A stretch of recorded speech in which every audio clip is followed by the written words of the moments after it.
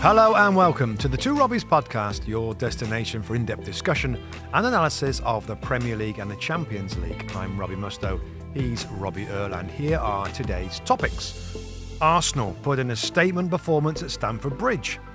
10-man Man City leave it late as they secure all 3 points against Fulham. A Mo Salah brace is enough for Liverpool to see off Spurs. Unai Emery starts his Aston Villa managerial career with a win versus Manchester United. Newcastle dominant as Southampton reportedly decide to fire Ralph Hasenhuttl. And Jesse Marsch's Leeds' incredible comeback at the expense of Bournemouth. That's what we've got coming up in today's episode. Musty, and let's not forget about Premier League Pick'em, your chance to win $50,000. Play Premier League Pick'em for free and you can become the next big winner. Download the NBC Sports Predictor app today, available in the App Store or Google Play Store. Okay, my friend, as you said, let's kick things off with, I suppose, the big game of the weekend, probably, at Stamford Bridge. Chelsea versus Arsenal. Arsenal going particularly well. Chelsea going well in European competition, but a little bit of a struggle in the Premier League.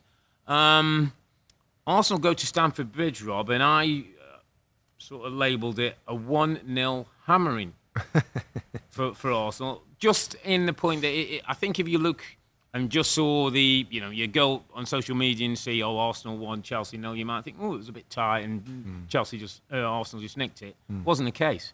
No, it wasn't, and it's just another bit of evidence that Arsenal have come on an incredible amount. I mean, you'd always think, even with Arsenal's position where they were, this was going to be a very difficult game, and we know that Chelsea are kind of transitioning and trying to find something under new manager Graham Potter. But the slickness of the football, again, this is away from home. Yeah. It's a London derby at Chelsea. The domination of possession, the slick football through each area of the field. I mean, like you said, we just expected more goals. I mean, it's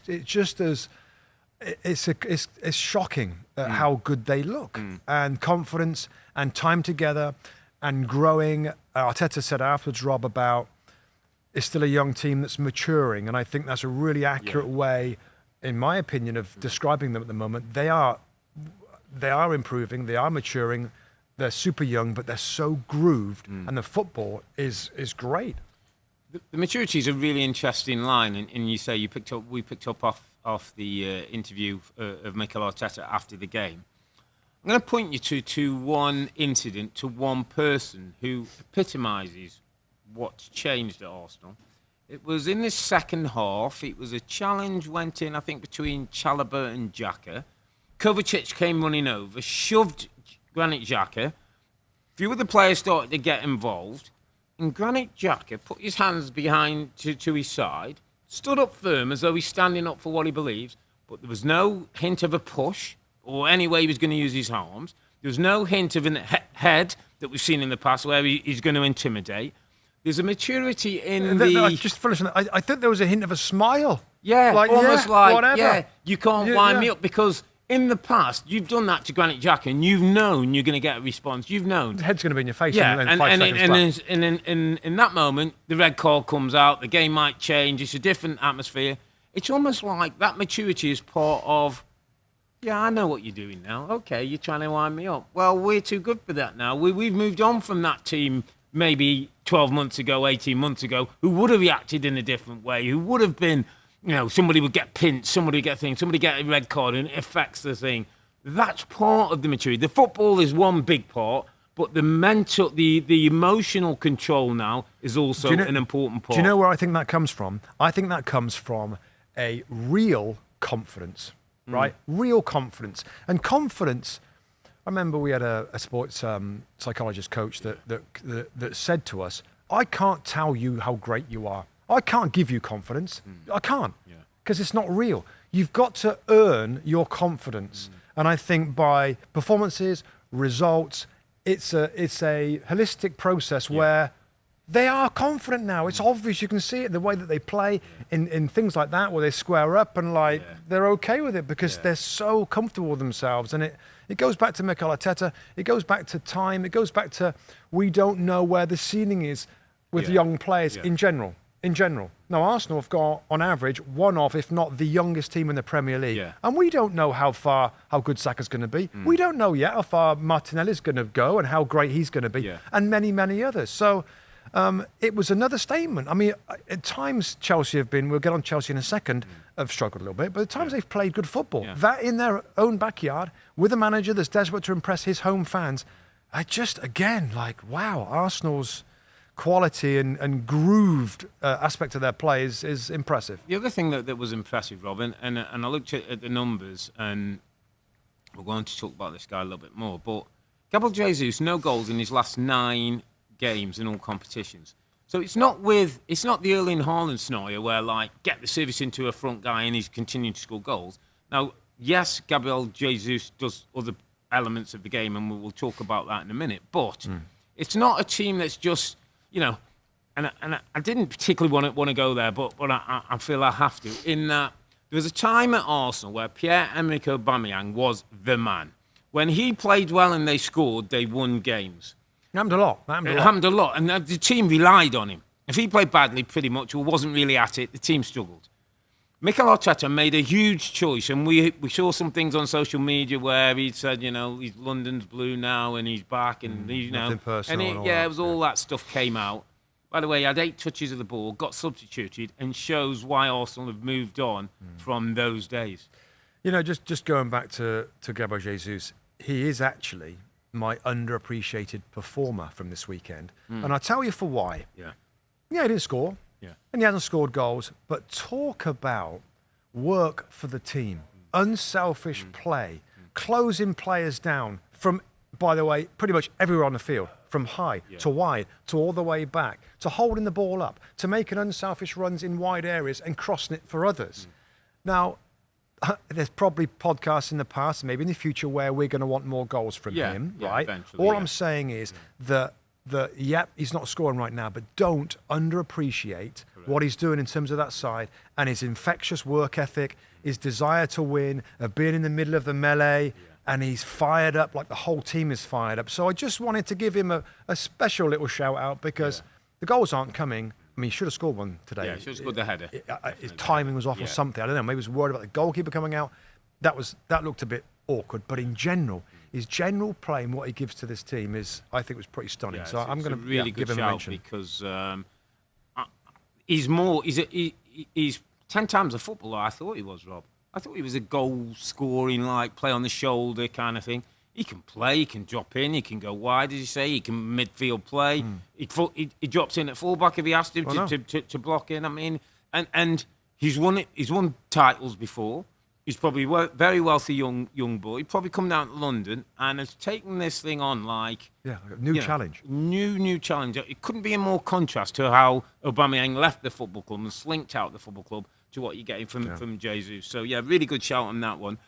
Let's move on to Chelsea, mate, because this has to go down as disappointing in the disappointing draw. And it wasn't the disappointing of the Brighton 4-1, and, you know, that was a little bit kind of surprising. I think the thing for me, Robert, I'll just throw this one out there first, is that it's going to take some time, and we talked about Eddie Howe on the show today, how I think Newcastle-Chelsea next week, and how he's been given time and how we start to see it. What I would say is, the equation still needs working out to get the best from the talent in this group. Mason Mount was almost like, I said to you one time, I can't remember what he did today. You can say that for a few of the players. Yeah. Raheem Sterling, not quite sure. Sterling's quiet. Aubameyang, not quite 8 touches. He's going to have to work this equation out to start getting more efficiency and better performances from big-name star players who've got potential.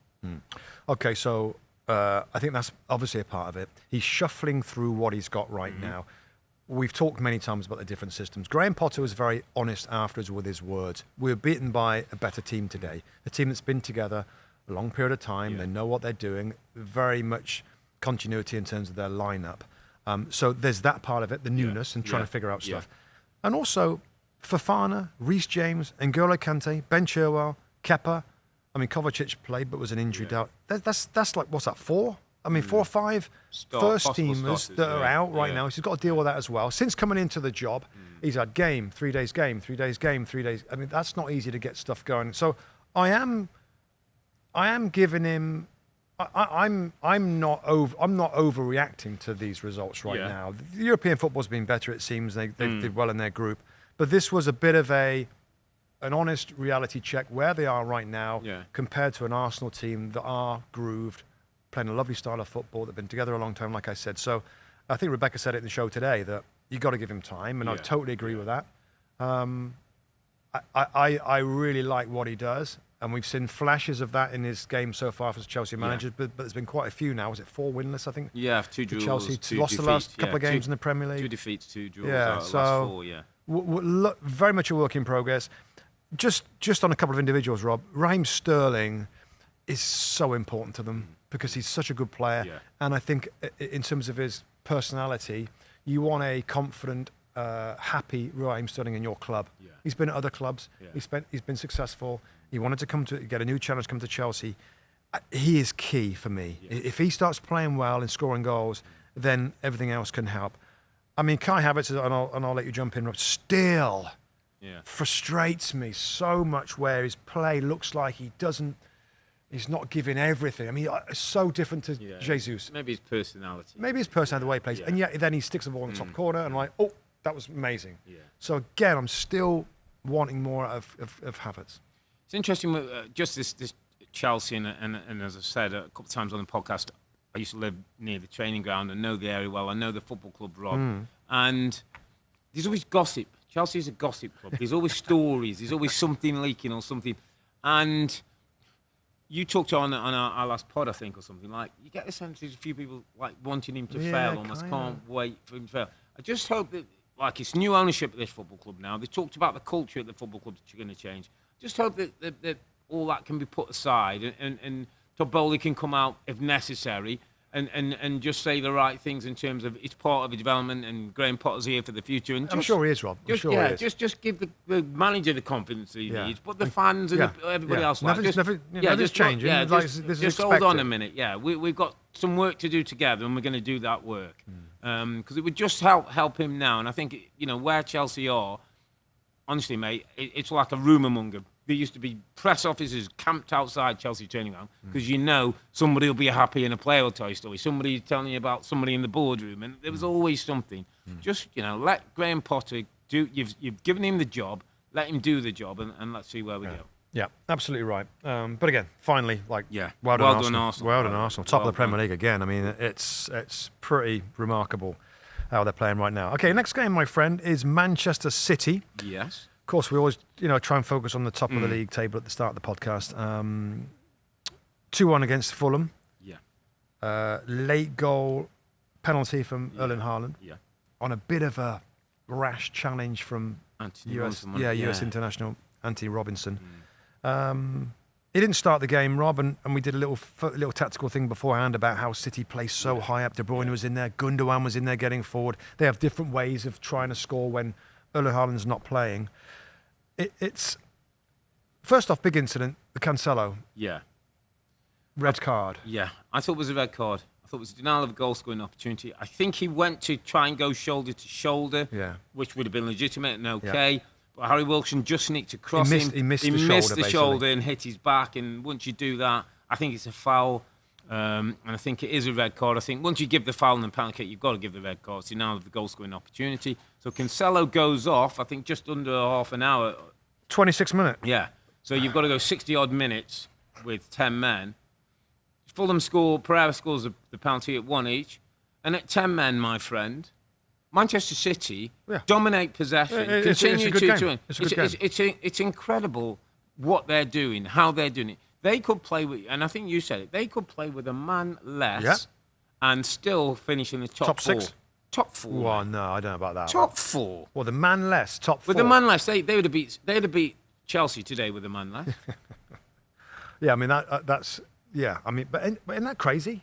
I mean, that's crazy? Why we've, people talk about, listen, we've played against the great Man United, the great Arsenal teams. I've missed, but watched the great Chelsea teams. We would never say that about those teams. This is different, mate. No, different gravy. You've gone from an incredible squad of players to maybe the best manager the world's ever seen to endless money to strengthen. Yeah. and great structure, and the club academy bringing players through. It's hard to compete with that. And if everything's done well and done right. Yeah, it's hard to compete when you've got the best striker, you've got the best manager, you've got tons of money and great facilities and great youth academy. That's pretty blimmin' good. Do you know the one thing that this football club probably doesn't ever want to think about, but at some point it will happen? The Pep Guardiola is going to leave. Yeah, that changes everything. And changes that's everything. That's a game changer, isn't it? Yeah. They need to be thinking now about if that day's a year, 10 years, 5 years, or whatever. We've seen what happened at Manchester United when Sir Alex left and what that brought. Manchester City need to start thinking now about the succession to the great guy. I just want to mention Fulham real quick, Rob, because I had a really nice. I actually jumped on a podcast with US international Tim Ream. Oh yeah. Does a little podcast and gets various guests on, and I jumped on with him last week, and he kind of gave me a little bit of a heads up. He said we won't be doing much different here for this, and like he said, I mean the team was the same 4-2-3-1. Yeah. No difference in terms of defensive players instead of attacking. No players. Mitrovic, by the way, though, mate. Yeah. No Mitrovic. Vinicius played the front, which is a big loss for them, isn't it? Yeah, to go there big loss. And still say we're going to play the same way. Yeah. Yeah, and maybe he knew something, but of course we jump on the pod and I'm like, wow, how are you doing? How are you looking forward to the weekend against the big man? And his first words were, not sure he's going to play. Oh, so maybe in the game in England there was a bit more sense that there's more of a problem. And of course he didn't start. I mean, he came on and looked okay. But no, I just thought I'd mention Tim Ream because we talk a lot about Leeds United, Rob, and the American influence of the manager and different players. Yeah. Tim Ream, I think he was telling me he's played the last 62 games back to back. He's 35 years of age. Yeah. He's playing in the best league in the world. He's up against some of the best players, his best strikers. Yeah. He's in great shape because of his record of playing games. Yeah. He plays inside the US men's national team, Anthony Robertson as a left back. Yeah. He said we know each other inside and out. I said to him, how come you're not in the squad? What's going on? And he said it's been a long time. Don't know. Just haven't. You've got to give Greg Berhalter a call. And give him a nudge in the right direction. Is it Long, Zimmerman, and others that are playing? I don't watch them as much as maybe I would like to. You just feel that experience, though, wouldn't you? They must be really good. Wouldn't you feel that experience? 35 years of age, playing, could come on, could start, could be good. Good on the ball. Yeah. Berhalter likes to play out, to be technical. Tim Ream's biggest strength is decision making and is rarely makes mistakes in terms of possession. So that's a good shout. I don't know. Interesting. We'll see. We'll see. In England, we'll see. I'm just surprised that a guy playing at top of his game. And I think it's named, isn't it, in the US squad, World Cup squad named this week? Like earlier, isn't it? Is it like Monday or Tuesday this week? Yeah, somewhere time this week. So it's a good shout. Let's see you. Good chat with him. Good guy. Eventually, another win for City in the end, courtesy of the penalty of Anthony Robinson foul on KDB. Earle Haaland gets his 18th Premier League goal of the season, incredible number. Gets the goal. Just on that one, before we move on, the scenes at the end. Oh yeah, Pep Guardiola and the place, and talking about. I mean, we've seen Pep when they've won and not be over happy. Sometimes when they've not won or drawn, and he's always said we played great football. I've seen Pep win titles and not seem to celebrate in the manner. Yeah. I mean, this was incredible. He got the fans. He talked about. He went to the players, like grabbed a the fans, honor, didn't he? Pretty much, and talked about the atmosphere in the Etihad. And listen, let's put it out there. At times, people say the Etihad's a cold place, and it's a little bit of a tongue-in-cheek kind of dig. I'm not sure it's entirely true as well. No, I don't. It's a bit like United awful. They got a ton of fans. They got a ton of fans and for fans long time ago when things weren't going well. They get behind them. But the point being that I think Pep wanted to make a thing, but he said it was important for us, the players, to go and appreciate the fans and what they played. Whether that was because they were 10 men and how they dominated the game and won maybe it was, Rob. But he was incredible scenes. I've rarely seen. You know what? I went onto the emotional. I went onto the fixtures and is that the last game? Is that the last game before the World Cup? Because it's like that, we're gone now. But no, they've still got games at home. League Cup they got Brentford. They got League Cup. Not sure what the League Cup is. It's home against Chelsea on Wednesday, third round of the League Cup. With Chelsea, and then next weekend, next Saturday, they've got Brentford at home. Yeah. It's actually our early game, 7:30 Eastern time in the morning on USA. So they are playing again at home. We were like, what? I mean, he was going into cameras and shaking the camera and doing all this. So Yeah, I don't quite understand why. Maybe because they've shown that with a man less from nearly blimmin' 3/4 of the game, they're still competitive in the Premier League and could go on and win a game. And based on that, let's just say they were 10 men down and lost that game, and Arsenal won and whatever. All of a sudden, it would have been different. They went top of the league. Yeah. He knows these certain games, doesn't he, to win a title that you've got to come out on top. And I just get the sense he felt that was a really, really important 3 points. Yeah, it was. Yeah, well done. Good win, yeah. Let's go to Tottenham Hotspur Stadium. Tottenham versus Liverpool. Liverpool in different form. Tottenham just came off a really good win midweek in Marseille that got them through to the group stages, the knockout stages of the Champions League. It's a Tottenham team that we know. We've almost said we're not even going to talk first half, but don't get started. Liverpool played a slightly different tape. We've done a little tactics session on the 4-4-2 diamond shape with Nunez and Salah as a central pair, Robbie Firmino underneath. Liverpool started, I think you said when you looked down the two team sheets, Liverpool should win it. They're better quality of player. And it looked that way for majority of the first half. Well, the first half, I thought the first half they were really, really good. And the coming together of Darwin Nunez and Mo Salah has happened. It happened, I think, last weekend it happened. But in the European competition against Napoli, when they won 2-0 at Anfield, they went back to 4-3-3. And there was a hint from Mo Salah that he actually prefers playing on that side. Right, yeah. I was a little surprised at that because he's so good going through the middle, being in behind, being in a central position to be the scorer. Because it doesn't often, it does because he's scored a ton of goals. But being on the outside restricts, I would say, the opportunities. Some chances, So I think it made total sense for him to play with Nunez up front, with Firmino in behind. And it worked well. Yeah, and Darwin Nunez, Rob, made these runs in behind Eric Dyer a lot. They combined well. They got close together in the penalty box. That's where the goal came from with Mo Salah's first goal, wasn't it? Where he stopped it and hit it in from. And they were great value. Great value in the first half. Spurs, again, were the same kind of passive and unable. Well, maybe not as much as normal. Yeah, I thought they had a little go. A bit more. Once Liverpool got the first goal, I thought they had a little go. They were a little bit more progressive. Let's not forget, we're missing Son, Richarlison, Romero, Kulusevski. Romero. Perisic played sort of next to Harry Kane up top. He had Sessegnon and Real in the wing-back positions, who at times I think we all expect a little bit more from and probably need upgrading for Spurs to be able to compete. But, it was about those front two. It was about that movement. It was about Spurs being stretched. And I have to say, Robin, and I have to point to an Eric Dyer making the kind of error that at the moment is the reason why I still don't fully trust him. I still think there's one of those moments in Eric Dyer, and unfortunately for him, it's going to stay with him until he gets to the level where you trust him to not make errors. I'm okay, I think, with Eric Dyer because obviously, Rob, he's a great human being. Correct. He's a good leader. Correct. He's generally good on the ball, passing out. Him playing in the centre with Christian Romero to his right hand side and another to his left hand side. Then okay, maybe that is a back three that can win the Premier League in the future. Now Ben Davies with Eric Dyer. Longley, maybe it's a little bit harsh, or Davinson Sanchez with Eric Dyer.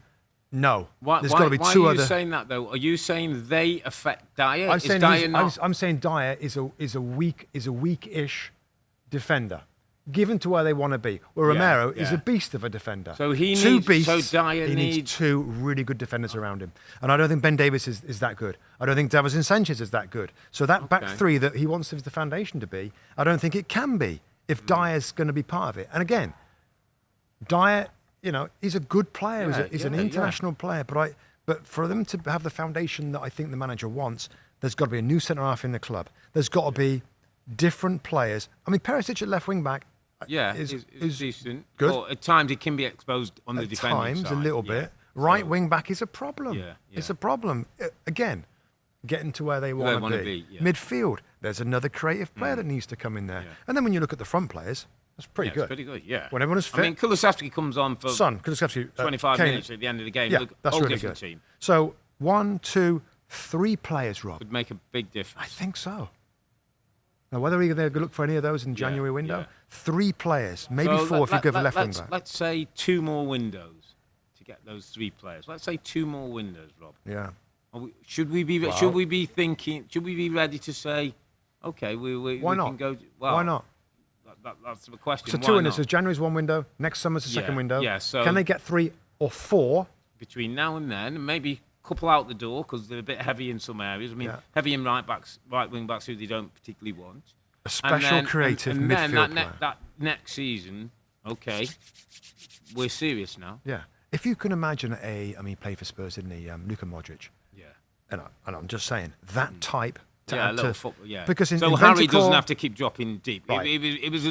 He's so good at it, but it was slightly annoying me because at times I want him at the other end of the pitch, like heading in where he can head it in. And you want Harry to pass it forward and Harry to be on the end of it to score the goal. Now, when we said about the midfield players, Bentancur, Bissouma, Højbjerg, kind of similar. Quite well. Kind of similar though. Kind of similar players. So if you had a Modric or that type, that's going to really help that area. And the right wing back is really important.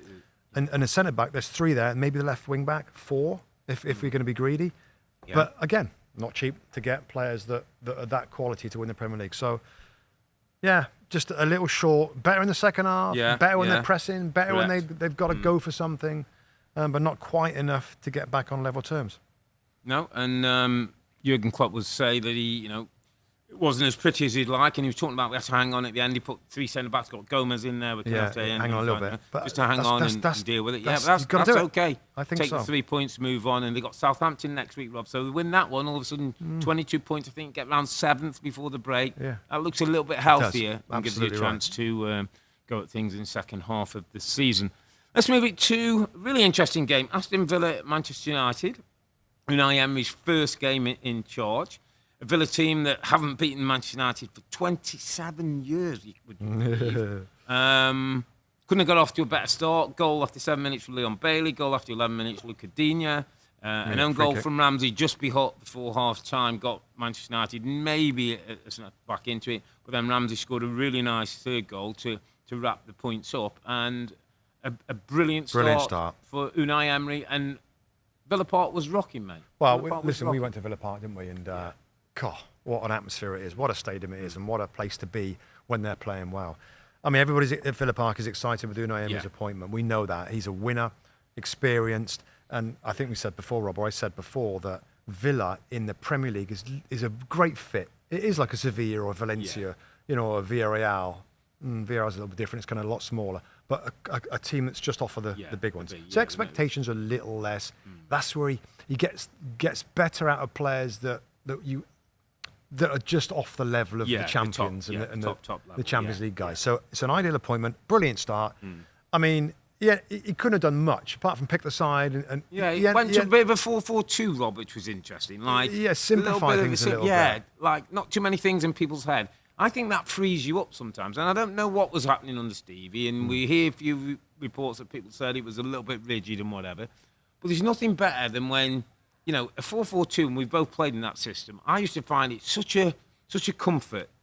I've got my next midfield player there. I've got my wide player there. I've got a guy behind me. In front. I know the everything. Scenarios. Nothing surprises you. I'm not ever exposed or in a position where I don't know where my teammate is. Well, you're not heavily outnumbered at any point. Correct. And sometimes that just helps. Within a football club, the basic structure that everybody understands and can adhere to gives you a start. Because when I look at Villa's team, Rob, there's talent. There's real talent in that group. And Unai Emery has shown, they scored 4 goals the week after Stevie left. They got 3 goals against Manchester United today. And Unai Emery, as you talk with the kind of players he's worked with, will find a way of getting the best out of Buendia and Coutinho, Innings and Watkins and Bailey and Ramsey, and I can continue. A lot of good players. It's just funny how even his first selection, like Dendoncker, hasn't really had a look in. Of course, a new signing from Wolverhampton Wanderers, and he's in the lineup. I mean, he's going to look at things differently in terms of team balances and shapes and everything else. But really great from them. I mean, Man United, again, it was difficult to look at a close look at this one because the game's going on in that same window. But it's a bit of a blow for Man United, Rob. Given the steps forward that we've all seen in the style of play and everything else. Ronaldo named captain today as well.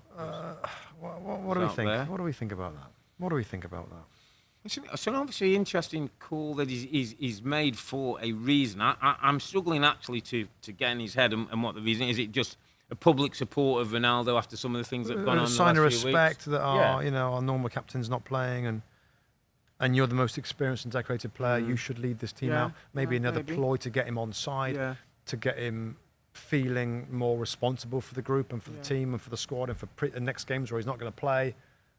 I don't know. Yeah, again, I'm not sure. Kind of gimmicky. It's a little gimmicky for me. He's not a future of the club, is he? He's not the future of the club. Yeah. He hasn't really led by example in some circumstances, and others he has, the way that he... I suppose with Bruno not playing, it might have been difficult, whether De Gea or something. I'm not maybe too sure somebody else. Who the candidates were. Yeah, that's right. I'll tell you, I've got to move, before we move things on, my underappreciated performer of the week is Mr. Unai Emery. He's only just started. And he has only just started, but there's a lot of people, certainly from maybe in the south of the country, in the UK, there was a lot of, I think, journalists who at times disrespected Unai Emery, didn't respect what he's done when he was at Arsenal, what he's done in European football, what he's done around in Spain, the respect he has in other countries and what he's achieved. And I just felt like it was a brilliant day for him. The win, say, historic win against Manchester United, a team that looked freer with players playing in a system that they enjoy, and appreciating. I'll tell you what I've loved about him, that he looks like he is so pleased to be back in the Premier League, that he's super so humble, pleased to Rob. be at this football respectful. club, respectful, wants to win a trophy, put it out there. So cup competitions, by the way, will be taken a lot more serious from Villa. They can find a way to getting themselves into some kind of European spot in the next couple of years. This is a guy who wins Europa League with his eyes shut, by the way. That's his tournament. And we've missed him. We've missed him in the Premier League. He's a personality. He brings something to it. And he tries his best to jump into the language straight away. Correct. Which is like, well done, mate. Yeah. Like, it's not easy to do that. Imagine us going to Spain and trying to... so he's a little bit of... he's been a little bit given a bit of stick. A little bit. Yeah, no, I mean, it's fun. It's fun and stuff. But really, it's kind of not okay. No. I mean, he's a Spanish guy. Come over. He's trying his best to communicate with it. He's a European winner, mate. And he's a winner, and he's done well. And Arsenal's a difficult job following Wenger. And all the issues of the squad that we know since has been dealt with. But he had to try and work with that. Yeah. So underappreciated of what he's done in the past is a good shout. Yeah. I mean, going forward, the expectations are going to rise. But I think in general, Unai Emery has been underappreciated in England in the Premier League, and don't disagree with it. Yep, absolutely. Great win for Villa, 3-1 against Manchester United. Great start for Unai Emery. Let's go to St Mary's, Southampton, my friend, because two kind of big stories here. The story of Newcastle United continuing to play in a manner I don't think any of us really thought they could do it at this stage, in this part of the development at Eddie Howe. 4 goals. Miguel Almiron playing at a level that... On fire, it's incredible. Amazing. By the way, underappreciated, right? I think, I mean, we've had him, and we've thought about it many times. Yeah. I'm proposing we now call this the Almiron. The Almiron Award. The Almiron Award, like each weekend, because I mean the most underappreciated player ever. Certainly by some other pros. Jack Grealish. But no, the Almiron. So I mean he is playing a football that's like, wow, we've never seen. If before. He was English, by the way, he'd be going to the World Cup way ahead of Jack Grealish. Oh, way ahead. Way ahead of Jack Grealish. Jack Grealish wouldn't go looking. And you know what's interesting about that, Rob? And I'll continue on him in a little seconds. There was a nice piece, a long piece this week that I read, probably Athletic, because they do all the long pieces, basically saying how Eddie Howe has changed him. Yeah. Has worked with him. Has sat down with him and kind of said, all right, let's really concentrate on production. Yeah. I want you closer to the goal. I want you creating and scoring more goals. Modern day wingers in this game. Yeah. Got to get near double they're figures. Out to win. Yeah. They're out initially to produce a little bit of space. Then their responsibility, given that we don't see pairs of strikers now that share the goals. It's one, so the goals got to come from the wider areas. I mean, simple coaching like that. I mean, what else explains it? What else would explain this change from very little production to incredible? You haven't got a magic wand, have you? There's no way you can... It's worked with a player to improve him. And I think you could say that with many players in this Newcastle team. And also confidence, Rob. Confidence is a massive thing. Once it gets going. Yeah, when you got a manager who believes in a guy who thinks you can make that work, then it's a whole new level. And what Eddie Howe's doing with this style of football, way of football, goals, is incredible, Rob. The only slight downside for Newcastle today was Callum Wilson came off at half-time. Yeah, we don't know why. Yet. Yeah. We're hearing that it might have been some kind of didn't feel well, had a bit of a cold in the week, whatever. Obviously, we're not going to speculate with England squads being named and 55 people in a squad and looking towards being picked. So I'm not going to say any more about that. The other big story coming out this game, my friend, was the Southampton manager, Ralph Hasenhuttl. Now, reports, and I believe The Athletic were one of the sources of report. There's about to be a change. There's about to be a change, whether it's this week, with the week left of the season, or during the World Cup break.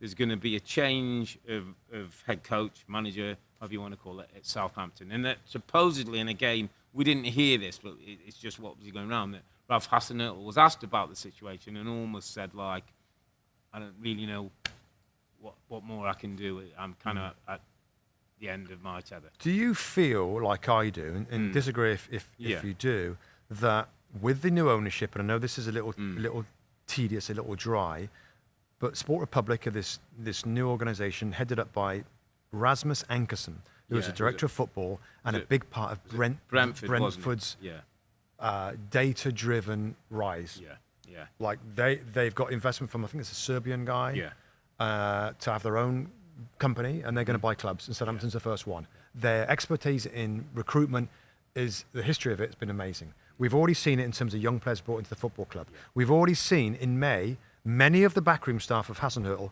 go. Different coaches brought in. Hasenhuttl was, again, correct me, anybody out there, correct me on the finer details, I think was one of a few that was left over, Rob. So if that's you, don't you think, well, it's only a matter of time. They want their own guy. They can't. We did okay. They're not going to find me right now, but the coaches are different. All the players are different. They've got a different philosophy. Their recruitment, they'll feel they've probably got a list of a dozen managers going who will be perfect for their project and these new players. Is there something in that? There is something in that, but let me be balanced in my answer. There is also some suggestion that Hasenhuttl was involved or understood some of those people leaving the football club, and he was okay with that. So I can't sort of give 100% support to Hasenhuttl. But yeah, and I think the other thing, Rob, and the thing I'm trying to get my head around, and you listen, again, we've both been in football clubs long enough, been around football clubs. You also get a sense of whether you're being appreciated, you're liked, and you think, if the relationship is a bit strained and he's feeling the vibe off those you can those feel guys. the vibe, like it ain't really happening for me. And the biggest thing I think with Ralph Hasenhuttl is I think he cares about Southampton. I think he probably feels, you know what, it might be my time. Somebody else can come in. I don't want to take this club down, and they deserve, the chance to stay up. So, listen, there's obviously things gone in the background. It seems with the noises that are coming out there, Hasenhuttl not going to be there. I also just wonder, Rob, with the World Cup coming along, are Southampton jumping the gun a little bit like, let's be first to market, let's be first out there, let's get a good look of who's around. There might be some World Cup international managers who might be available. We could do a deal now that as soon as you finish, you come in. Yep. There could be, the candidates who are out there who will be looking for jobs. You're first to market on that. Let's just say Nottingham Forest decide to make a change. Bournemouth decide to install somebody. Well, then that's two jobs already. There might end up being one more that somebody, isn't doing particularly well. Leeds until, we'll get onto them, but that was something that could have been. So it's a good shout. Like get first and get somebody in. But I'm sure they've got their little list. The only thing I would say, Rob, and maybe it goes back into the ownership and the writings on the wall. It's the first time under Hasenhuttl they've been in the bottom three. The very first time. And all of a sudden, it's almost like they're waiting for that. Whenever's we've got to wait till we're bottom three before we can do it. Because then it would make sense. The flipping day goes in, the reports come out that he's going to be gone by the end of this upcoming week. We'll have to wait and see. We've enjoyed a lot of his work, Rob. I mean, correct. There's been some weird, do you know what, Rob, as well? Every time he's looked like the end is near, he pulls out a result somewhere. He goes and pulls out. I mean, they got Liverpool, haven't they, next week? He'd probably go and win at Liverpool next week, 4-0 or 5-0 or something. Then make it really. They're at Anfield. Really difficult at Anfield. Liverpool. We'll see. Let's see. Let's move on to probably one of the most exciting, dramatic games of the weekend. It was Leeds at home to Bournemouth. Talking about getting last-ditch results, like when you need it. It's a Bournemouth team that seemed to know how to get up in games, but unfortunately under Gary O'Neill can't hang on. I think that's 3 straight Premier League defeats for them. Up at Leeds, 3-1. Leeds fans unhappy. A real atmosphere at Ellen Road. Yeah. Jesse Marsch under it, my friend. And they found a way again through our little friend Mr. Somerville. I mean, to get, and the scenes there, mate, at the end are incredible. It's incredible this game. Well, I mean, look, first off, watching a Leeds game again. This was in the busy window, Rob, wasn't it? This was in the busy window. Watching a Leeds game on a screen full of others, it's like it's on fast forward. The game's on fast forward. All the white shirts are running forward. All the white shirts are running back. There's so much energy about the side. I'm surprised that Leeds fans have the ability just to take a breath and boo, or because there's so much going on. There's so much going on. Now, when it's 3-1 down, we're then thinking, listen, Jesse Marsch, surely it's got to be a little bit more control, a little bit more thought on the vulnerability. When everybody runs forward, like if somebody gives the ball away, then you're going to be short defensively. And that's happened so many times, not only in this game, but in previous games. So then, of course, the upside of that, or the best side of that, is that with everybody running forward, they create and they force chances. And to come back and win 4-3, I don't know, we've been here before. We've said before about this, Rob, with this guy, Jesse Marsch, that needed a result. He gets it, and then we feel like, there you go. Take a breath, continue working. But I'm afraid his take a breath will be, what, 1 or 2 games? If they get bad results, pressure goes back on. Is there a difference from Bielsa's Leeds to Jesse Marsch? It's very close, isn't it? Isn't an awful lot, is it? The only blimmin' difference, right, is that there's no crazy man-to-man with Bielsa. Following people. Following there. When they've got the ball, you go, you stay. So you get this weird, people getting dragged all over, and then massive spaces are created that way. Spaces are created by players being released to go forward by the manager, and then it turns over, and there's spaces because of that. So that's how I can see. But it's similar, isn't it? Yeah. And that's why he was hired, because he's similar to attack, fast, energy, pressing, which is all good. Are they going to be all right? Is that style okay to survive? I think they are going to be okay to survive. I think that Jesse Marsch and as Victor Orta, who's the director of football, January striker. Come on. Bamford went down, I think, in training with they are took desperate. A penalty, kicked it. I mean, Rodrigo's not really an out-and-out 9. No, he's done okay. He's done okay. I mean, the young players, Rob, coming in, and Wilfred Mustoe, this young Italian that played for the national team, I believe. Last time I did some bit of back. Brilliant assist, by the way, like he did last Liverpool, weekend. Yeah. So, I mean, the trust in the young players. Gelhardt. He don't care, does he? If he thinks they're good enough, he's throwing them in. And I like that. Which is a real trait of Leeds. Real young team again. But they need a striker. One more piece, Rob. One more piece in terms of a striker, and maybe a little bit more like let's have 8 people getting forward instead of 9. I don't know. That's the only thing. But again, he got the job done, and I just hope the fans give him a little bit of a break. Yeah, back-to-back results. You beat Liverpool. You're down at Bournemouth, who everybody probably at least thinks you should beat, and then they come back and win that 4-3. Just hope the pressure's off him now. He can manage, as you say, and just try and enjoy being in the Premier League. I don't think there's any dull moments there, mate. I think we're going to see this. I think we're going to see it all the way through. Yeah. Craziness, pressure. This was a big win, Rob, because I got the sense defeat against Bournemouth and maybe one more defeat next weekend, and that might have been the end. Might have been the end of Jesse. So great for him, great for Leeds, good result. Let's just run through quickly a few of the other results from the weekend. We saw this game, didn't we? West Ham 1, Crystal Palace 2. Really good win for Patrick Vieira. Late goal by Elise's slight deflection off Creswell as it went in. A more attack-based Palace. Brilliant. More possession, more progressive. Yeah. Disappointing West Ham, mate, to be honest. Disappointing West Ham, isn't it? I mean, pretty good in European football. They've done well. Yeah, they won all the games. Won all the games, They look lethargic. I look back at my notes, and I always write down the team sheet from the European game, and none of them started. So they should have been fresh enough. God, there was a real slowness about their football, and of course the fans get onto that. And I think Moyes sometimes is maybe he's not the one to. I don't know. Maybe that's a little unfair. It looked bad because of Palace's freedom, nice play, football, creativity, all over, flair. Zaha, Yeah, Eze. Really good. Wilf up front. Yeah, is a really good player, isn't he? Wilf Zaha is a very, very good player. There's rumours of Barcelona and Juventus, I know, being interested. His contract's up at the end of the season. Yeah. You'd take him, wouldn't you, on a free? Why not? He's a box of tricks. Yeah. He's got a big heart. He's got fire in his belly. Well done. West Ham, okay. They're on the watch list, by the way.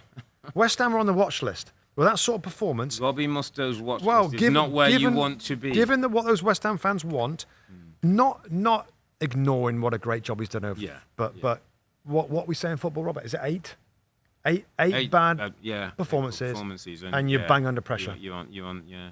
And 15th in the league table for this side is not great. No. So watch list for them.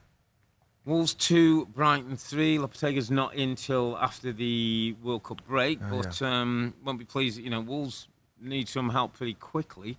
Did get a couple of goals here. Only got 6 goals before the weekend, so we've got that up to 8 now. But Brighton get back-to-back wins with De Zerbi again. Brilliant. Our friend keeps coming forward. Great result against Chelsea, and as you said, another one who's going to bring something to the league, mate. He's clever. He's inventive. He has a style of play. Brave, attacking, open, goal scoring, good recruitment, well-run club, Brighton and Have Albion, brilliant run club, and I mean they sit higher than Chelsea. The man who's just walked away from them to go to Chelsea. So that there again, I don't want to go back to David Moyes at West Ham because he's done great, but personally, I love to see progressive and being a bit more brave on the attacking side and finding the balance, but favouring the attacking side of it. De Zerbi really, really does favour that, and that's a great result. That's a great result. Of Wolves that need trouble, that are in trouble and need help. Yeah, do. Lopetegui, Rob, just real quick. So different. What he's coming into to a different league, different sort of players, a different situation where it's incredibly difficult competitively. Can he coach though, Rob? Can he coach him out of it? Can he coach him out of it? That's the question. That's the question. It's a difficult job. Nottingham Forest 2, Brentford 2. Forest come back late on. I think it was an own goal in the end. It went down to that gave them a share of the points. Kind of felt they needed some out this one, Rob, and they did in the end. They got something against the Brentford team. There's no Ivan Toney, was it, for Brentford? He had 5 yellow cards, so missed through accumulation. And Bomo and Wissa, who both got goals actually on the day, led the line for Brentford. But good point for Forest. Well, in the end, mate, when you're 2-1 down with not a lot of time on the clock. But when you look at that fixture, Nottingham Forest against Brentford at home. Yeah, it's just one, I suppose. Brentford only won 3 Premier League games this season. It's a chance to I just think that, I look at Forest, it's a point, mate. They're not getting the drift. They're not cut. They're not on the drift. And that's helpful, and the form can pick up, and Steve Cooper can get things going. Maybe they get a couple of results. Everton 0, Leicester 2. This was an interesting game, wasn't it? Because we had a good look at this one. We did have a good look at it, yeah. 2 teams in reasonable form coming into the game. Leicester were just a lot better, weren't they? Yeah, they're really good. Really, really good. They're a good team. They're good players. Haven't we been saying it? Yeah, what doesn't add up, does it? The whole Brendan Rodgers rant almost about, listen, the summer was difficult. Yeah, my expectation was a target of 40 points for us as a group. I mean, what? I mean, really good players. And I'm going to chuck in my IFS, which is my I feel strongly comment. James Maddison must go to the World Cup. Let's start trending. Let's bang it out on Twitter. Maddison. Well, I think it's trending already. I think it's trending already. Now, I don't know if there's any history in terms of him and the manager or behaviour or something. He had something, didn't he? A little gambling thing. Where didn't he go out to a casino when he was on England duty one time? And I think Gareth didn't like it. Doesn't like pushed that. him out once and said he isn't going to be in for a while, but the door's not shut. I mean, in terms of creative midfield player that's got a big heart and works hard. He's in better form than Mount. He's in better form than Grealish. Yeah. Foden, no, probably not. But not far off. Yeah, but not far off that. Is he in good form as Sterling? Yeah. So I thought he was brilliant. Yeah. Best player on the pitch. Tielemans. Tielemans was great. But Maddison. But he's clever, comes from the outside in the hole there. So I thought that was my standout. And I just think Leicester are a good side. Well, fast, by the way. There you go. Maybe we should have had him as underappreciated. I had him last week. I've had him last week or the week before. Yeah, I had him. Yeah, I said he's made a difference. He's made a real difference. He's been in there, mate. They've conceded like Very I think few. 4 goals. They conceded 22 goals in the first 6 games, 7 games. Yeah, I think brought him in. 4 since then. No. Yeah, he's looked really good. He's a David Luiz lookalike. He is, and the way he moves, the way he runs, everything. Exactly. Well done, Leicester. Everton. I've got an IFS, by the way. Oh, what's your Yuri Tillemans. Arsenal, come and do the signing. I'm telling you now, mate. Put him in that team. He's a good player. He's a good age. He's quality. He's going to go to World Cup. His contract's up at the end of the season. I'm just trying to think back of who we've said needs a creative player. I know we said needs a creative player. Spurs. He ain't a Conte. He's not an Antonio Conte guy. No. He's more Mikel Arteta than Antonio Absolutely. Conte. Be a great signing for Arsenal, wouldn't it? A brilliant addition to that Arsenal group. It sounds like he wants to move on and go somewhere else. Yeah, there's definitely a move somewhere. So whether he decides he wants to go abroad or he wants to stay in the Premier League. But those 2 players are great. Harvey Barnes as well is a good player. Yeah, good players in that Scores his goals. team, Gets his second goal, doesn't he? Dewsbury Hall's underrated. Yeah. There's good players in that Samari team. did well And in the defensive position. Yeah. James Justin might get a shout with England now. Left backs going down, of course, with Ben Chilwell. So Dominic Calvert-Lewin has had a scan as well, so it looks like his England things could be a little bit doubtful. Did we go a little bit early on Everton? Did I go a little bit early thinking that they're looking good and looking good on paper? They were, mate. You only see what we see with our eyes. They were looking good, but it's kind of fell away. Doesn't look great going forward. At top end of the pitch at the moment, McNeil played this time, Demarai Gray, Dominic Calvert-Lewin. Bitty, Rob. Bitty, not quite yet. Still some work for Frank to do. Big weekend next weekend to get 3 points before the break. Listen, mate, great weekend as ever. It was a really favourable weekend for the teams in red this week. When you think of the big games, Liverpool beating Spurs, Arsenal beating Chelsea to remain the Gunners top of the table. We'll be back next Sunday. That's November the 13th, and that's match week 16. So it's the final round of Premier League games before the World Cup break. But for now, I'm Earle. He's Mustoe, together with the 2 Robbies. Thanks for watching and listening. Be safe, stay healthy. It's a good night from me. And it's good night from him. Good night.